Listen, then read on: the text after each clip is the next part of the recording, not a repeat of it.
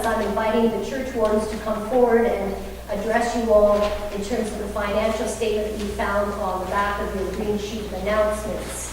What I want you to understand from today's readings is they're about making a choice. They're about making a choice for Jesus Christ and the kingdom of God, or they're making a choice for the other world. And it is clear from Jesus' sayings and Paul's address to the Romans that if in our baptism and in our life we have made a decision for Christ, there's no turning back. You can't have a foot on the dock and a foot in the boat.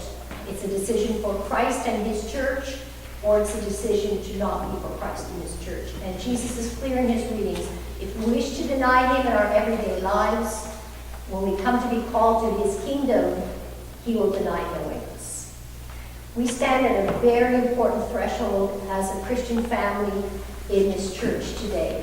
And I invite you to think prayerfully and sacrificially about the months ahead once you've heard the information provided to you by the church wardens today, as we begin to vision and think about what the future of this congregation might look at. So I'm going to invite Graham and John to come forward.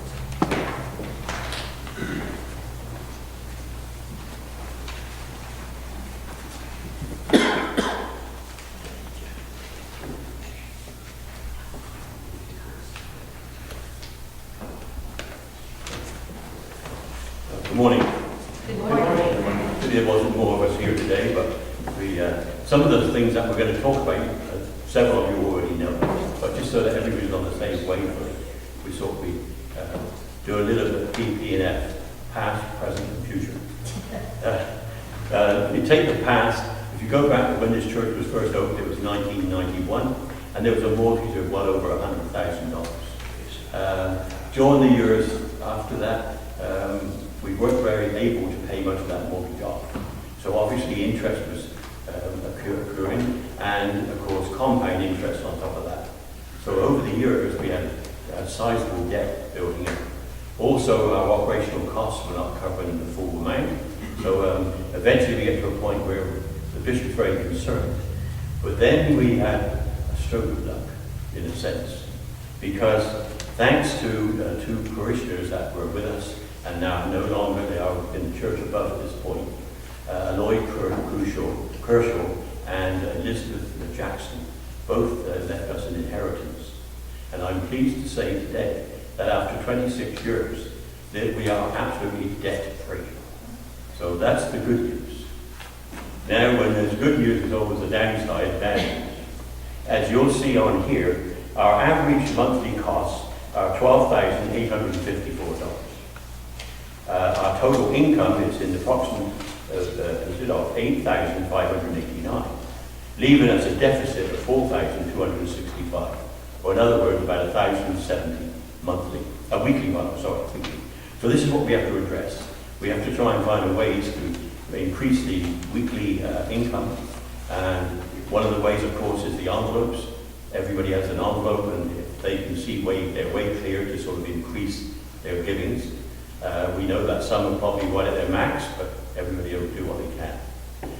The other source of income, of course, to carry on the envelopes, there is a PAG, a PAG, which is the automatic giving, so you authorize your bank to be able to withdraw and pay the church each month. That's good for the church because the money's coming in every month, whether you're sick, on holiday, or wherever, so it's coming in, which is good for the church.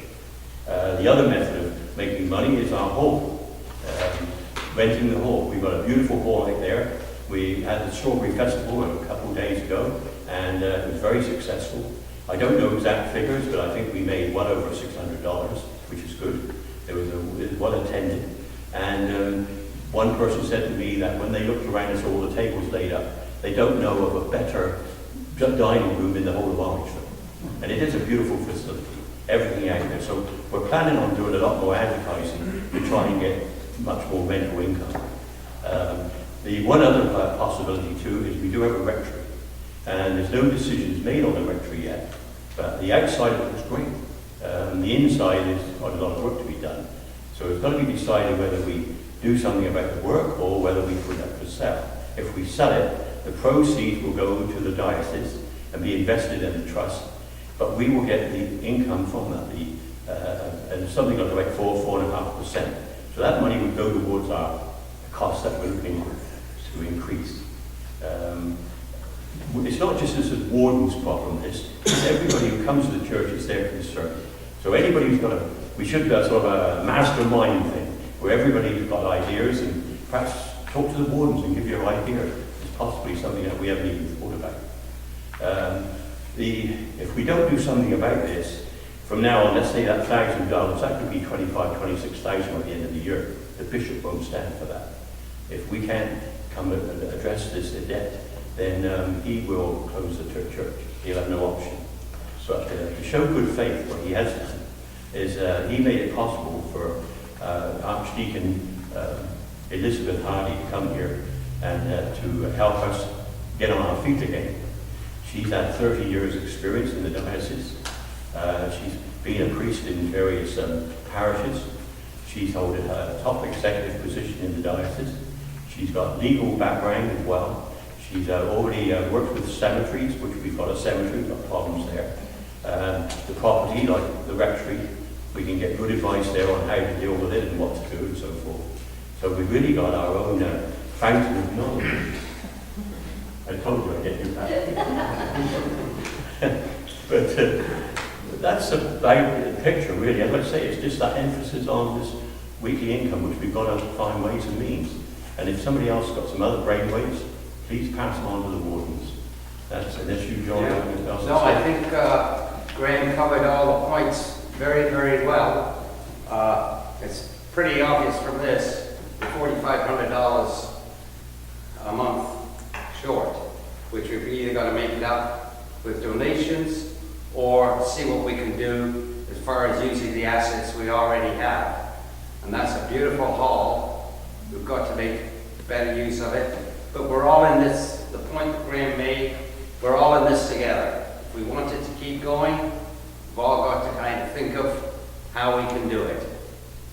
Because as Graham said, unfortunately, come Christmas, we haven't turned this thing around.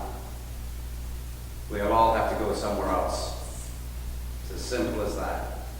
So if we want to keep it, we've got to see what we can do. And thank you very much, Archdeacon, for letting us speak. Thank you for listening. Thank you, everybody.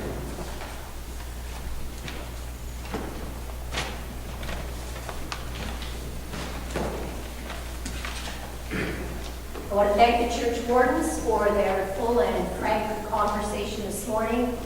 I encourage you to think prayerfully and sacrificially about your contribution to this church and your life here, and what you believe to be a forward path for us as we seek to know God's will for us in this place and in this time. Reminder, as the church wardens has said, it's not just the church wardens or the deputy church wardens. Every single person who worships here is a shareholder. You are a shareholder of this organization, and your ideas, your income, your input, your sweat equity, whatever you have to offer is what your share is and your portion in this ministry. So I want to thank Ray and John. It's not an easy thing to discuss. None of us likes to talk about household finances, either at home or at church. But the reality is we still have to pay Mr. Hydro, and we still have to pay Mr. Natural Gas, and we still have to pay our insurance and our taxes, and all the other things that you have to do at home, we continue to have to do at the church. So it is up to us together to think about how we keep our household here, of which we are all members, functioning, reaching out, and making a witness to Christ in our community.